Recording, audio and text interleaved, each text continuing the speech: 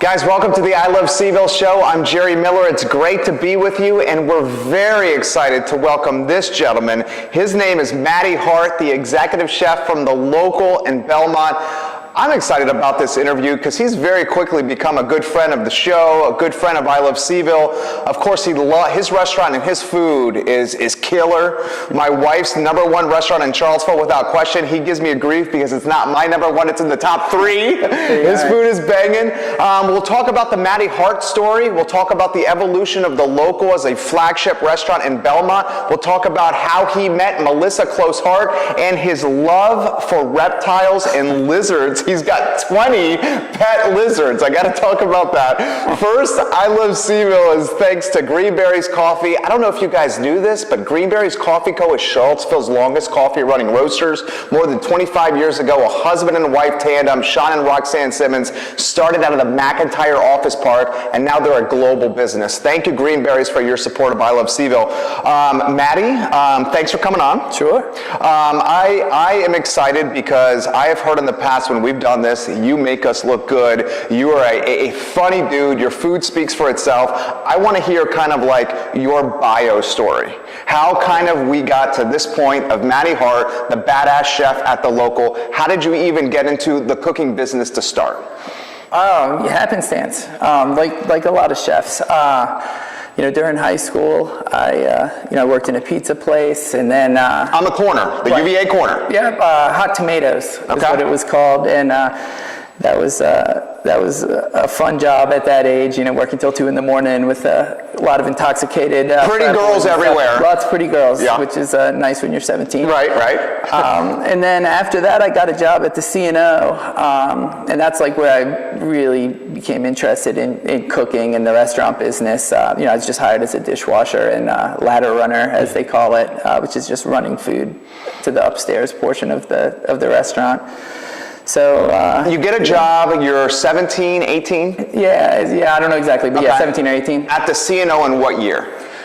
I mean, it's 17 or 18 years ago, so somewhere around 2000 or so. Okay. No, it's gotta be before that. So like 98? 96, 97. Okay, so it's even longer than that. Okay, so it's the late 90s. When it's the late 90s, C&O, and it's still Dean, Maupin, and C&O, iconic restaurant in Charlottesville. Late 90s, even more so, because perhaps not as much competition in the restaurant space in Charlottesville. So you go to one of the most iconic restaurants in Charlottesville, and you learn a craft. Yeah, it was just amazing, good fortune, kind of like a lot of things in life, kind of getting lucky and working hard at the same time, and it's just a fantastic place to fall into. Like you said, at the time, there wasn't all the great restaurants there are now. I mean, C&O was the place. There was also the Metropolitan, but other than that, there just wasn't that sort of thing. I mean, even growing up in Waynesboro, if you had something really special, if you were really a baller on prom night, you went to the C&O, where the menu was in French, that sort of thing. It's written up in the New York Times. Yeah, I mean, it was a big deal. Baller. And I didn't know much about any of that other, I just needed a job, and then just watching what they did, I was just blown away. And, Dean was there then, which is interesting that he came back because he was gone for a long time after Dean that. Dean Maupin, the current owner of C&O, went from C&O to the Clifton, back to the C&O, took it over for Dave. So you're with Dean there and seeing Dean at maybe like 20 years old? Something like that, young. And what's he like? He's, you've never met anyone who was more passionate about food. He kind of opened my eyes to the fact that was even a thing. What first drew me was just the excitement of it. If you've ever been in a kitchen during service that's really pumping out a lot of food, it's an exciting thing. There's fire everywhere, everybody's yelling. There's, in the C&O, it was always like Johnny Cash blaring. That's awesome. And it was like a party in your work. Yeah, and it's also like a sporting event, of just like, how do you execute this food as well as you can in the fast enough manner, it's all those things that, are exciting to a 17, 18-year-old kid. And Dean was just so into everything, though. I still remember him teaching me how to make risotto. Interestingly enough, he was teaching me wrong, but he was like 19. It was before he had his full training, but he was just so passionate about everything, about the building of the flavors and things. It just blew me away. And then, when you couple that with Thomas and Dave, who I just... Thomas Bull's the executive chef. He's teaching me off air about this. Yeah, I mean, Thomas is... those guys were rock stars to me. They were older than me at the time, and they were just like... You're impressionable. Oh my God, yes. And they just like everything I just thought they were just the coolest guys in the world. And, the fact that they were taking their time to teach me and stuff, it was an amazing place to learn. And you go from dishwasher, and correct me if I'm wrong, and he had 2 stints at the C&O. Dishwasher to start, did you finish at line cook before leaving? Yeah, so, right. And so at the time they served lunch. So I transitioned from dishwashing to prep, and then moved on to being the lunch chef, which, to call me a chef at that point was certainly a stretch, but I was glad to wear my chef coat. You're running lunch service. Yeah, and I was excited to, to be doing that, and then moved on to doing the dinner work, and then I left and went to work for Angelo for a while over at IVN, and at the time Wild Greens. I was a chef over there, and Wild Greens, guys, if you remember, and he had to jog my memory, but I remember going to Wild Greens is in the current Peter Chang's, and Wild Greens I thought was great. It was approachable, pasta-centric, I think. Yeah, they did a number of pastas. It was just like it's like if a Ruby Tuesdays or an Olive Garden was like really fucking Step good. up. Yeah, like if you had that style but made everything fresh, I thought they did a really good job with it. I mean, I was young, and and Angelo, again, he fit right in with the Thomas and Dave as far as me just thinking, just absolute rock star. And Angelo, of course, owns the Ivy Inn with his wife, Farrell. So many people say to us, and great content right here, so many people say to us that Angelo, the best chef in Charlottesville. Yeah. You say? Absolutely. If you would ask me who's the best in Charlottesville right now, active, absolutely Angelo's the GOAT, no doubt about it. Unless there's something, I don't know, the only other person even in the conversation probably is Dean, and I may be selling Dean short to be saying that with unequivocally Angelo is the man, because Dean's been doing it at an extremely high level for a long time as well, but Angelo to me is just the consummate professional. Just, he's always out there, always giving of himself. He's the sort of guy that, if you need something and ask him, he's going to help, and he's always at the charity events.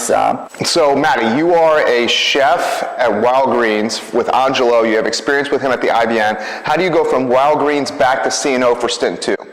Well, a sous chef job opened up there, and I'd always kind of had in the back of my mind that I had kind of unfinished business there, and always had wanted to return in more of a leadership role. At the same time, it's hard to leave Angelo just because, as good as he is as a chef, I mean, I guess it goes hand in hand, but he's even better as a boss. He just, really takes care of his people, really is, he just teaches you a lot, and he teaches you a lot, whereas, he just has this calm way about him where he kind of can demand perfection without doing a lot of the things that some of us lesser chefs resort to, like name calling and screaming. Same with me as a boss. Yeah, I do the same. So he does not do that? Oh, no. Really? No, absolutely not. I still remember. Really? He taught me, like, this one time, I remember like it was yesterday. So we were using this sun-dried tomato pesto in with this pasta dish. And we were in the weeds, and I was busy and hectic, and there was like this much left in the quart container. I threw it away, and he came in and pulled up, and he's like, what's going on? Oh, you threw this away. And I'm like, fuck, that was me, chef. I'm sorry, it was hectic. And, he didn't say anything. He just said, he just put it back in the tray. But man, I knew. And it was like, is it like... He made his point without... It's like when you disappoint your dad or something, and he like doesn't yell at you, he says, I'm disappointed, son. Which is worse than being yelled at. Yeah. You'd rather get yelled at. I'll tell you what, I'd get a rubber spat, and still to this day, man, I scrape that shit out now. It's funny, the lesson still, and that's like, 18 years ago? Oh, at least, yeah. That's crazy, right? Absolutely. I remember that like yesterday. And but he had that sort of way about him where, he treated you fairly and he treated you well, so you didn't want to disappoint him. And, I try to hang on to those sort of lessons. And it's made you the chef who you are today. It's been a big part of it, yeah. So you go to C&O for the second stint, you're there with Dave Simpson, and then slowly, second stint at C&O leads to a conversation with somebody that leads to the local. Right, yeah, so Adam Frazier, who owns the local, is actually Dave's nephew. And, Crazy. Yeah, small world. No one knows that. Really? I mean, Adam Frazier, owner of Junction and owner of the local, is the nephew of Dave Simpson, who passed away and previously owned C&O. Dave Simpson, a legend in Charlottesville. Yeah, absolutely. Yeah, I mean, Charlottesville restaurateurs, he's the man. And he connects you to? Yeah, so Adam had a background with Marriott, and he was interested in doing something different. He wanted to make a change. He wanted to, open an independent restaurant. And the plan originally was to do it on the Eastern Shore of Maryland. Where he's from. Right. Yeah. And so Dave just kind of, Adam got to town and he gave me the company credit card and said, take him out to lunch, just, tell him a little bit about restaurants. I thought, all right, cool. So we go and we ended up going, where did we go? We went to Bashir's, which I love to go to. I still love to go to. Shout out Bashir's. Bashir, you're the man. Yeah. We love you, Bashir. We absolutely do. Absolutely. It's always good to see him when I go in. He makes me feel welcome every time, and I appreciate that. Yeah, every time, and Bashir, we're getting off track here. That's how much we love you. Every time I go in there, he's like, Jerry, how are you doing? Remembers my order, is so friendly, and it doesn't come across, it's so genuine. Absolutely. It's like real. I can't believe that he remembers my name every time. I mean, it's easy for me to remember his name because I don't know. It's on the wall. It's on. You walked in. I don't know that many Bashirs. Right. But there's a lot of Matthews out there. But he remembers. It's just always great to see him, and not to mention that was funny. The ham sandwiches are hella good. So But so we just started talking about restaurants and stuff, and that kind of started the long journey that ended up with me as chef down at the local. So we'll do that on the other side of the break. So Matty and Adam. Matty, you are in your mid-20s, perhaps. Yeah. Adam is in his early 30s. They're sitting down at Bashir's and they're brainstorming an idea that turns into the local, one of the most popular, profitable, and long-running restaurants here in Charlottesville. We're going to talk about that in 30 seconds here on the I Love Seville show.